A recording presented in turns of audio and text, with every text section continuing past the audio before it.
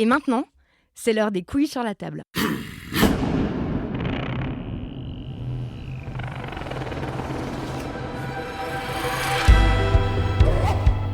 Donc merci d'avoir accepté d'être l'invité des couilles sur la table numéro 2. Kevin Dieter, vous êtes doctorant, vous êtes sur le point de terminer votre thèse. Le titre de votre thèse, c'est L'enfance des sentiments, enfin c'est le titre provisoire, L'enfance des sentiments, la construction et l'intériorisation des représentations genrées et androcentrées de l'amour chez les enfants de 6 à 10 ans. C'est un grand titre. Qu'est-ce que ça veut dire exactement ? Qu'est-ce que ça veut dire? En fait, j'essaye de comprendre en un mot comment les enfants apprennent à aimer. Et en fait, on voit que cet apprentissage est différent en fonction des garçons et des filles, et que de toute manière, on pense souvent le sentiment amoureux du côté des hommes. C'est ça que veut dire androcentré.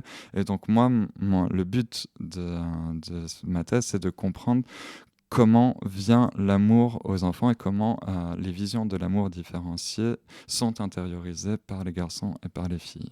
Voilà Vous ce que voulez je veux dire dire. que ça n'est pas du tout naturel ? Pourtant, il n'y a rien qui a l'air plus naturel que des émotions et les sentiments. Ça s'apprend ? Bah oui, quand on regarde la littérature aussi scientifique, beaucoup, notamment en philosophie, en cognitif et enfin dans les sciences neurocognitives ou cognitives et aussi en psychologie, font de ce sentiment-là un sentiment naturel. Or, on a pu s'apercevoir, ne serait-ce que quand on regarde en France au cours de l'histoire ou dans d'autres pays, que ce sentiment-là n'est rien de naturel, qu'il a été progressivement construit, que le fait que ce soit qui s'exprime de telle ou telle manière et pas de telle autre est un fruit de l'histoire et donc est éminemment social et culturel. Et donc moi, le but de ma recherche, c'est de montrer comment les enfants apprennent à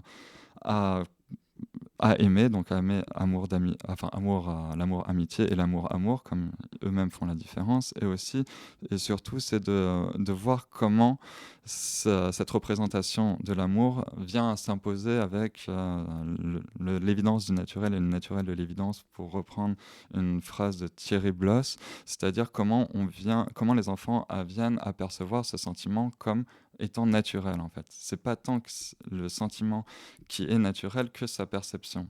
En fait, l'amour n'a rien de naturel, mais Mhm. a l'air naturel.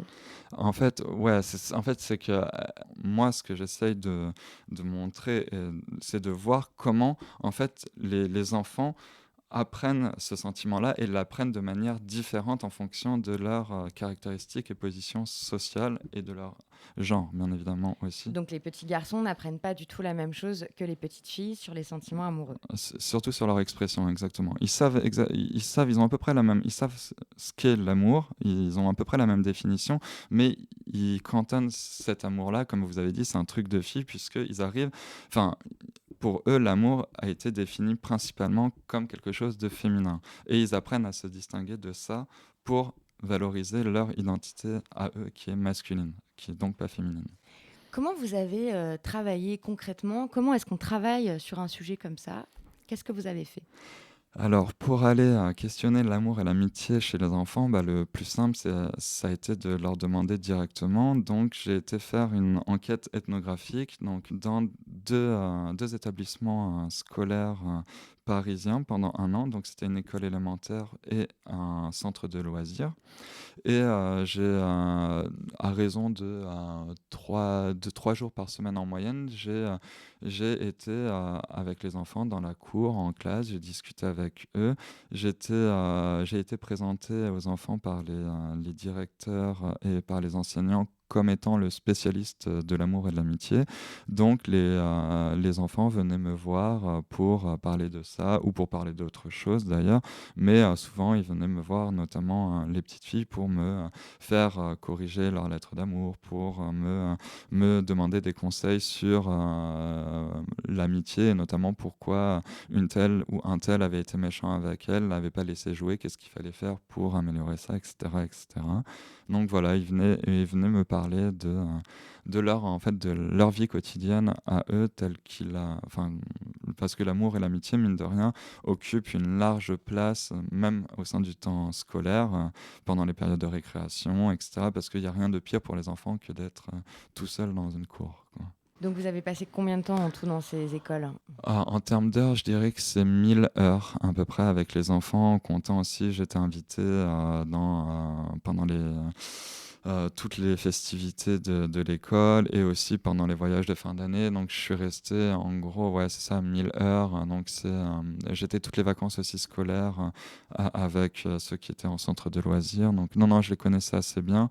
Et j'ai donc, une fois que je les connaissais bien, j'ai pu ensuite faire des entretiens avec eux, avec leurs parents, pour justement aller creuser, alors que l'enquête ethnographique me permettait de voir vraiment comment ils se comportent. Là, je pouvais avoir leur représentation de ce que c'était être amoureux, être ami, la différence, comment ils choisissaient leurs amoureux ou amoureuses respectives, etc.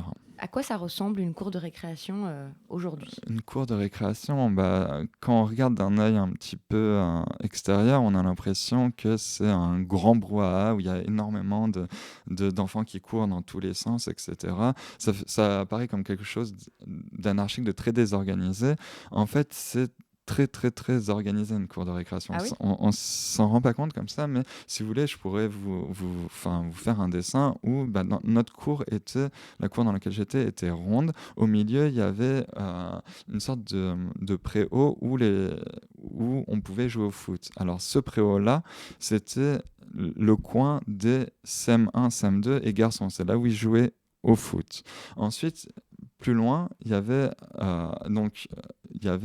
le coin des filles CM1, CM2 qui pouvaient discuter entre elles, un coin calme, etc.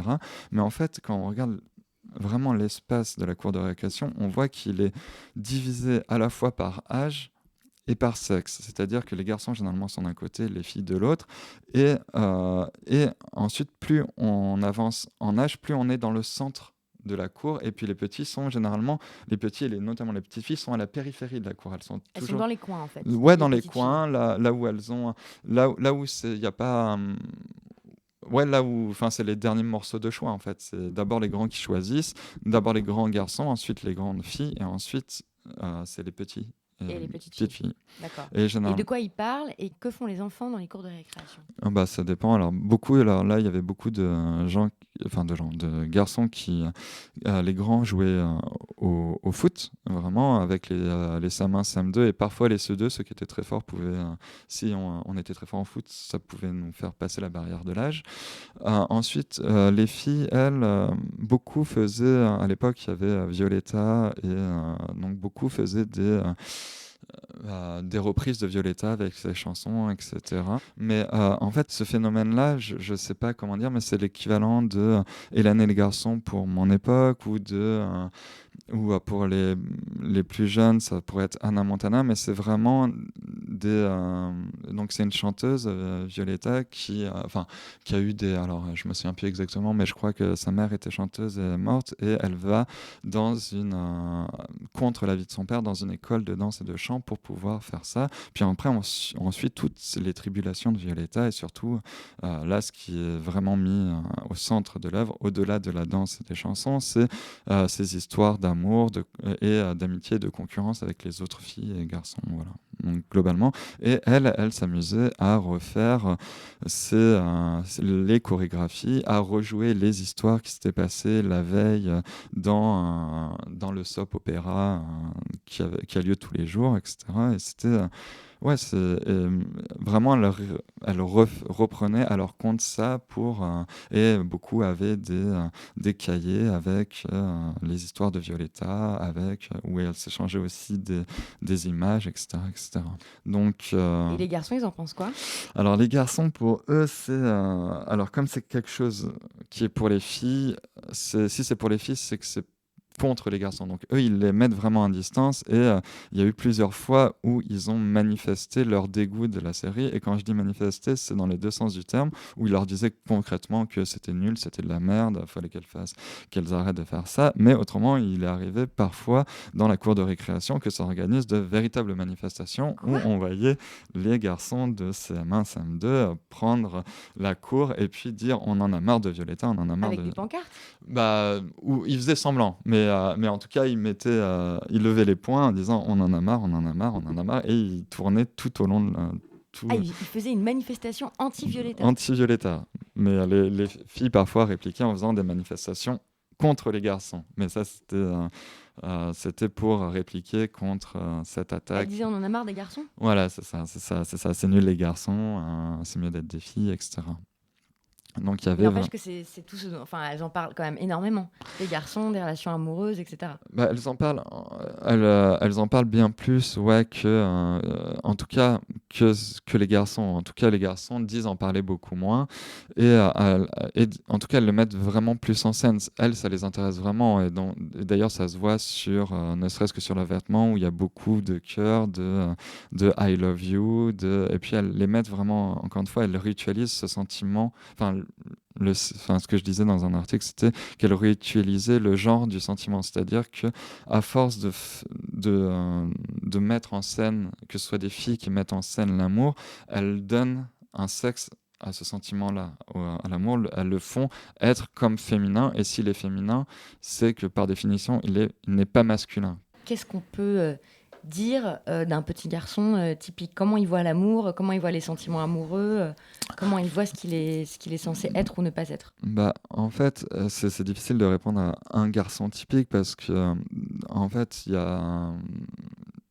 a pas une seule sorte de masculinité, il y en a une diversité qui est liée entre autres, à la position dans l'espace social, C'est-à-dire à la classe la classe sociale? sociale, voilà, c'est ça exactement, à, qui peuvent être aussi liés à ce qu'on appelle au rapport de race, donc à l'ethnie de la personne, le rapport ethno-racial. Mais en fait, donc c'est difficile de répondre à cette question-là, mais globalement, on voit que à travers les classes sociales, le sentiment amoureux est plus ou moins l'objet d'une distinction de genre, parce que en fait, ouais, comment dire ça plus simplement, ce serait de dire que euh,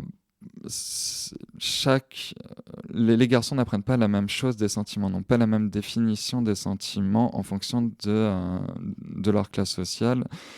J'ai pas travaillé trop sur la race, donc ça je peux pas exactement vous dire, mais en tout cas dans ce qui concerne les classes sociales, c'est qu'on voit très bien que, par exemple, à mesure on augmente dans l'espace social, les petits garçons perçoivent moins le sentiment comme spécifiquement rattaché aux filles. Ce serait quelque chose qui concernerait également les garçons. Et ça, tout ça, c'est lié aussi à la vision qu'en ont leurs parents et au fait que ces parents participent à l'éducation sentimentale. C'est-à-dire que pour ces parents-là, le sentiment ne serait pas quelque chose ne serait pas quelque chose juste de naturel qui arriverait au moment de la puberté, etc., et qui serait principalement rattaché aux filles, mais c'est quelque chose qui est bon pour le développement cognitif et social de l'enfant. Donc, ça, c'est peu importe le genre, en fait. Qu'est-ce qu'ils pensent, les petits garçons, de l'amour et des relations amoureuses? Bah, globalement, ils pensent que, donc là où j'avais été surpris, c'est ils disent que ça va être quelque chose d'important, mais encore une fois, c'est quand ils seront grands. Ils ont très bien conscience que c'est pas de leur âge, et ils ont aussi conscience que pour le moment, c'est un truc de filles. Et ou pour les bébés. Les maternelles ont le droit de faire ça, c'est pas un problème, on les autorise. Il y a plein de mariages en maternelle, j'ai même été invité à des mariages. Des mariages en maternelle? Vous Ouais, avez des été mariages. invité à des mariages en Ah oui, maternelle? oui, oui, là, oui, il y avait une petite qui était très contente, on lui avait donné une bague, et donc il y avait les animateurs et les professeurs des écoles avaient fait un petit mariage, et voilà. Et donc là, en fait, voilà, c'est que le sentiment amoureux est à la fois, enfin, c'est pas de leur âge, c'est-à-dire c'est soit pour les petits, soit pour les grands. Ou pour les filles? Ou pour les filles, voilà, c'est ça. Et donc, quand quand ils s'intéressent de trop près à ça, et ils ont très bien conscience de ça, hein, ils risquent de mettre en cause leur réputation et donc leur définition de soi en tant que garçon, quoi. Et c'est ça qui les rebute un petit peu, mais à part ça, au-delà de ça, ils ont à peu près la même définition que les filles, ils savent très bien ce que c'est être amoureux, ils emploient à peu près les mêmes mots pour définir les gens qui sont amoureux ou pas, mais par exemple, ils en parlent beaucoup moins, ils le mettent beaucoup moins en scène, ils pensent que c'est quand même un peu moins important, et surtout à leur âge, que ça les concerne pas, que c'est nul. De toute façon, c'est nul les filles, donc je vois pas pourquoi je serais amoureux. Globalement, les garçons, en fait, perçoivent que, oui, ce qu'ils perçoivent, ils sont à peu près tous d'accord sur ça. Quand je les ai interrogés aussi, j'ai fait un questionnaire, ils sont 70% à dire que oui, forcément, les histoires d'amour sont aussi pour les filles, mais les filles sont d'accord avec ça. Les filles et les garçons disent que, à 70% dans mon école, disent que effectivement, les histoires d'amour sont principalement plus pour les filles, quoi. Et donc Non. les garçons, Donc, comme, en fait, encore une fois, c'est comme le sentiment est rattaché à un genre et que le genre est féminin, les filles peuvent l'investir sans trop de problèmes, tandis que si les garçons investissent ça, ils risquent de perdre leur réputation et en transgressant leur genre, en fait. Et sur ça, ils perdront leur place de dominant qui est du côté masculin. Donc, et puis après, il y aurait des rappels à l'ordre. Soit ils se feraient traiter de bébé, soit ils diront ouais, de fleurs bleues, de fillettes, voire de PD, etc. Puisque, effectivement, étant donné que la féminisation du masculin tombe souvent dans l'homosexualité, ou enfin dans des références à l'homosexualité qui ne seraient pas des vrais hommes, en fait. Est-ce que vous pouvez nous raconter justement une de ces scènes qui vous paraît parlante ou vraiment représentative de ça? Bah, de ça? il y avait un moment, je me souviens, alors ça devait être... c'était le jour de la Saint-Valentin, je crois. Donc là, il y avait énormément de distribution de cadeaux, de lettres, parce que voilà, ils ritualisaient À aussi. l'école, À l'école, ritualisent ah ça? oui, oui, oui, tout à fait. Ouais, ouais, ouais. Ouais, où il y avait pas mal. Et là, c'était le sujet de la cour de récréation. La Et Saint-Valentin. la Saint-Valentin, et est-ce que tu as eu un Valentin ou une Valentine? Est-ce que tu as dit que tu étais amoureux, etc., etc.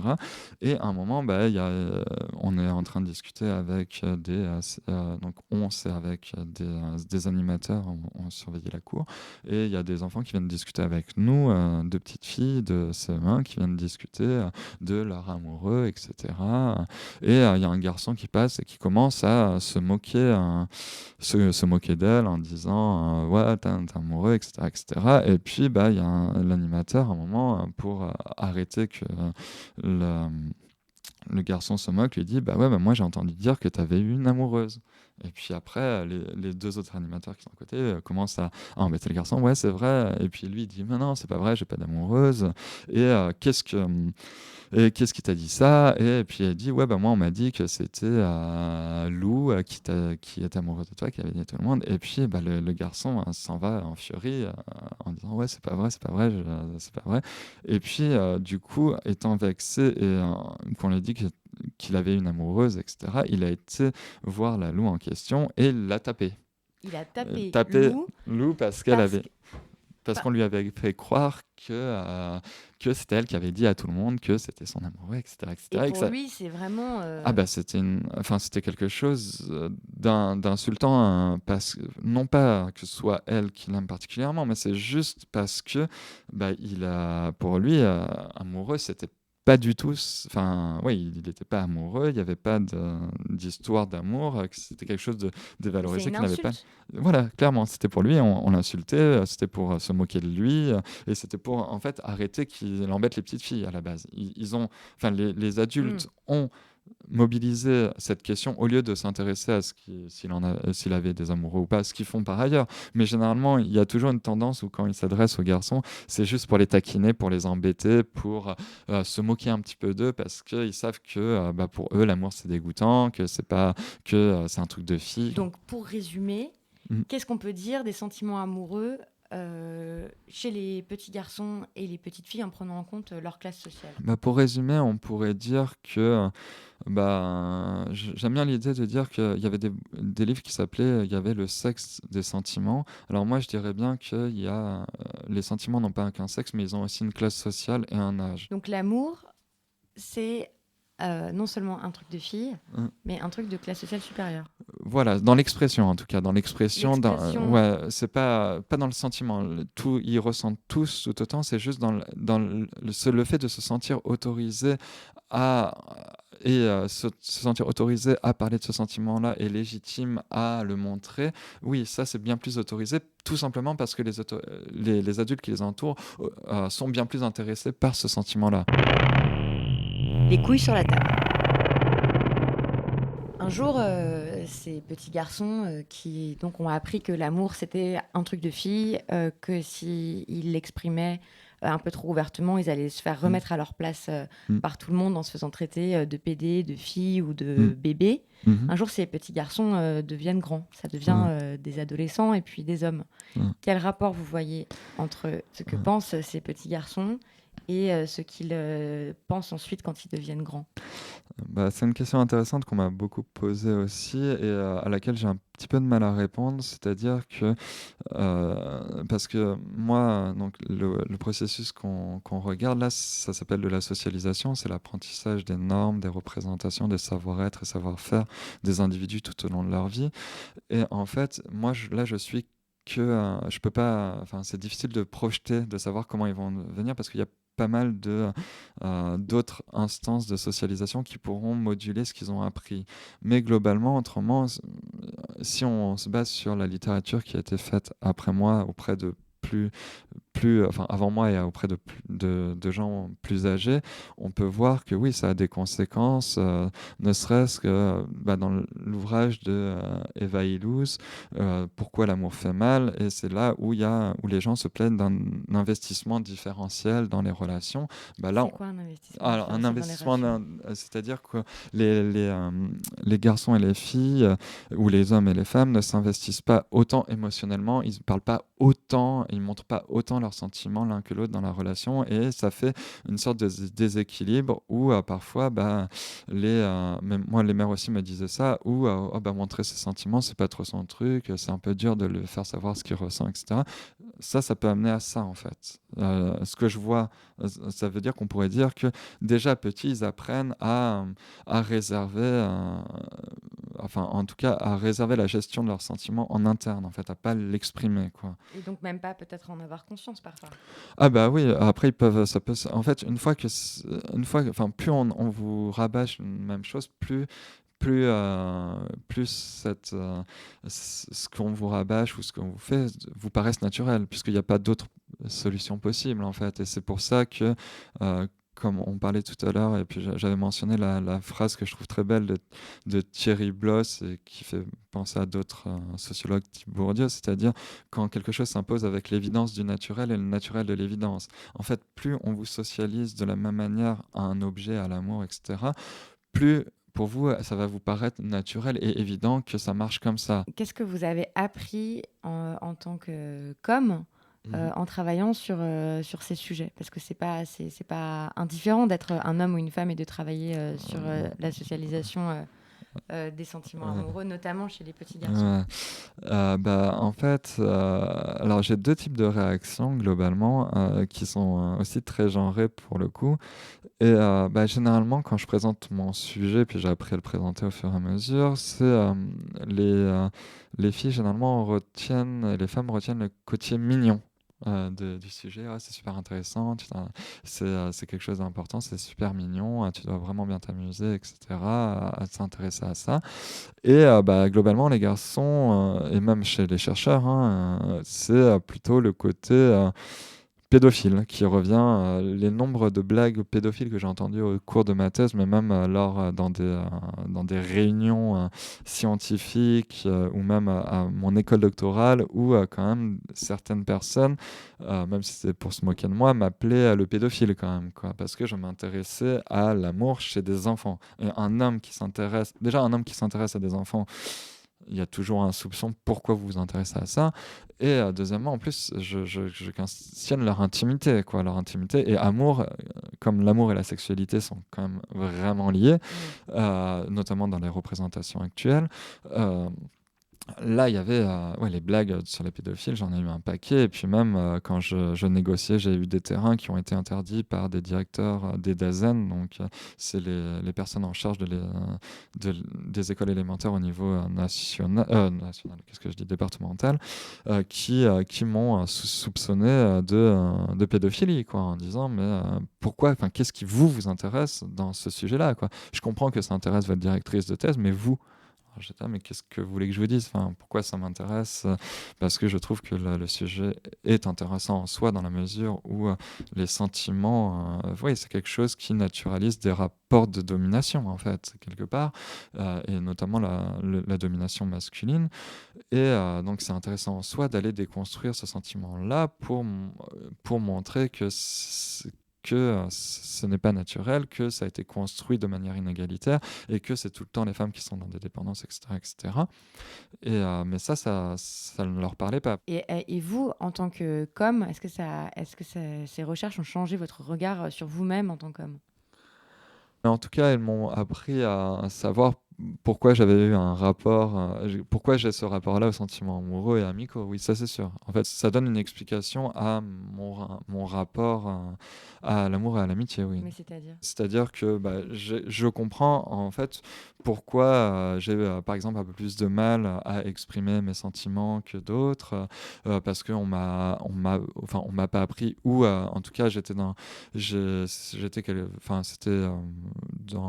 quand j'étais petit, c'était pas quelque chose qu'on parlait facilement, etc. Et pareil dans mon entourage jusqu'au lycée, jusqu'à même à la fac, c'était un sujet très peu abordé, et maintenant ça l'est un peu plus puisque je suis dans une équipe de genre qui s'intéresse à ces questions-là, mais autrement voilà, oui, sur ça, ça m'a appris, en tout cas, enfin, à me faire on pourrait dire, il y en a qui font de l'analyse. Moi, c'est une socio-analyse, c'est-à-dire pourquoi j'ai un rapport comme ça, qu'est-ce qui explique mon rapport au sentiment amoureux, etc. Ça me donne des informations plus générales sur moi aussi, hein, en étudiant les autres. En quoi l'amour, en quoi cet apprentissage différent de l'amour pour les garçons et pour les filles, ça contribue à perpétuer la domination masculine? Alors, les sentiments amoureux, là, il y a eu pas mal de recherches dans les années 70 faites par des féministes, et puis un peu plus récemment, là en France, Michel Boson a travaillé sur le sujet, qui montrait que l'amour participe à la domination et la reproduction de la domination masculine, dans la mesure où il y a un investissement différentiel dans le couple et dans le sentiment des hommes et des femmes. C'est-à-dire que en fait, les femmes sont plus investies et sont plus dépendantes émotionnellement. En tout cas, on leur demande plus ça, de s'investir dans le côté affectif, etc. Donc, que les hommes. Et donc ça contribue à reproduire la domination masculine, dans la mesure où les femmes dans les couples sont dépendantes. Donc à l'époque, dans les années 70, c'était économiquement et sentimentalement des hommes. Qui, Et eux, le sont moins. le sont moins, en tout cas, ils sont moins, on leur demande moins de s'intéresser à. En fait, ils mettent pas. En fait, ils s'investissent. Enfin, comment dire ça? C'est pas qu'ils ils s'investissent moins, c'est-à-dire euh, moins de temps, D'énergie. moins d'énergie, moins. En fait, le couple est moins central chez eux, et le bien fondé du couple, etc., est moins important chez eux que chez les femmes. Pour qui, enfin, encore une fois, quand on vous apprend depuis tout petit que c'est très important, que ça participe à la définition de soi des femmes, d'avoir un mari, d'être femme et pour être femme, il faut être aussi mère, et donc tout est dans la cellule familiale, l'investissement. Donc l'amour, en ce sens-là, participe à rendre quelque chose égalitaire. Mais en fait, chez les sociologues aussi reconnus soient-ils, type Pierre Bourdieu, Bourdieu avait l'impression que dans l'amour, il n'y avait pas de rapport de domination, que c'était ce qui pouvait, l'amour pouvait traverser les barrières sociales, etc. Alors que non, en fait, l'amour permet aussi de reproduire une sorte de domination, et notamment première domination, c'est la domination masculine, puisque on n'attend pas la même chose, le même investissement dans la relation entre les hommes et les femmes. Et ça, ils apprennent ça depuis tout petit, en fait. Depuis tout petit, sur ce qu'on disait tout à l'heure, avec les filles qui doivent exprimer leurs sentiments, qui doivent les gérer, qui doivent... c'est elles qui font le travail émotionnel, qui s'occupent du couple, en fait. Qu'est-ce que ça serait une éducation sentimentale qui serait égalitaire? Si vous aviez des garçons, des fils, comment vous les élèveriez? Qu'est-ce que vous leur diriez? Comment les éduqueriez à l'amour et aux sentiments amoureux? Alors je pense qu'il n'y a pas que les parents qui peuvent faire ça, mais oui, alors j'essaierai de défaire effectivement le genre du sentiment amoureux, de leur dire que c'est tout aussi important pour eux, etc. Mais ça, c'est lié à ma position sociale aussi. Mais autrement, je pense que, d'une manière plus globale, j'inviterais aussi dans les manuels d'éducation, etc. Mais c'est marrant parce que, juste ça, quand on pense aux littératures pour jeunesse, au Max et Lily, par exemple, on dit que Max a une amoureuse et que Lily est amoureuse. C'est pas la même chose, quoi. Et donc Max a une amoureuse et Lily est amoureuse. Mais concrètement? Concrètement, ce serait juste de dire, quand on dit de pas questionner exclusivement les filles quand on leur demande est-ce que tu as un amoureux, alors que c'est pas exactement la première question qu'on pose aux garçons. En tout cas, moi, si je voulais rendre ce sentiment-là plus accessible aux garçons, ce serait de clairement faire perdre de faire perdre son âge et son genre, quoi, et de dire oui, les enfants, je suis persuadé, et puis même je l'ai vu, oui, connaissent les sentiments amoureux, même si ils savent, même si c'est pas exactement le même sens qu'ont les adultes, il y a beaucoup de choses qui s'en rapprochent, et que oui, qu'ils peuvent connaître ça, et que c'est absolument pas gênant qu'un garçon tombe amoureux d'un autre garçon ou d'une fille. C'est pas gênant du tout, que ça fait partie d'un apprentissage global de la vie en société, quoi. Des relations. Après, après, une autre question, c'est est-ce que l'amour devrait être au centre des vies? Ça faudrait voir chez les philosophes, mais moi, en tout cas, ça me gênerait, pour éviter de trop rattacher au féminin, il faut dégenrer tout, en fait, c'est-à-dire ne pas exclusivement associer des jeux de société qui sont là pour l'entretien et la gestion des relations affectives et amoureuses, que de les mettre que du côté féminin, de les faire aussi du côté masculin, d'à chaque fois qu'on parle de ces sujets-là, de pas dire que c'est une fille qui est amoureuse, mais que ça peut être un garçon qui est amoureux aussi, etc., etc. Et est-ce que pour terminer, vous avez des œuvres que vous aimeriez recommander? Alors, qu'est-ce que vous avez vu dernièrement que vous avez moi, envie de j'avais recommander? beaucoup aimé c'est un film qui s'appelle Tomboy. Alors, la réalisatrice, c'est Céline Sciamma. Alors, moi, je recommanderais globalement tous ces films qui sont vraiment intéressants, puisqu'elle a une perspective féministe. Elle questionne le genre en général, mais dans Tomboy, elle questionne aussi féminité, masculinité, notamment parce qu'il y a une sorte de transgression du genre, puisque c'est une petite fille qui se fait passer pour un garçon, et on suit ses histoires, ce qui est vraiment, que je trouve vraiment une très belle histoire, et on voit aussi d'un point de vue des normes de genre qu'est-ce qui se passe avec d'autres enfants, avec les parents, etc. Donc je recommande ce beau film-là, et voir toute la filmographie de Céline Sciamma. Merci beaucoup, Kevin Guitare. Je vous en prie, c'était un plaisir. Merci. C'était Les couilles sur la table, un podcast de Binge Audio. Dans le prochain épisode, on va bien sûr continuer à parler des garçons, des hommes et de leur socialisation. Il sera entre autres question d'éponges et de chaussettes avec la fabuleuse Titiou Lecoq. Si vous avez aimé cette conversation, recommandez-la autour de vous à vos amis, pères, frères, cousins. On a une page Facebook, un compte Twitter, likez donc et suivez-nous. Et si vous pouvez noter le podcast sur iTunes, plutôt Apple Podcast, de préférence avec 5 étoiles, c'est encore mieux. Toutes les références sont à retrouver sur binge.audio. Bisous.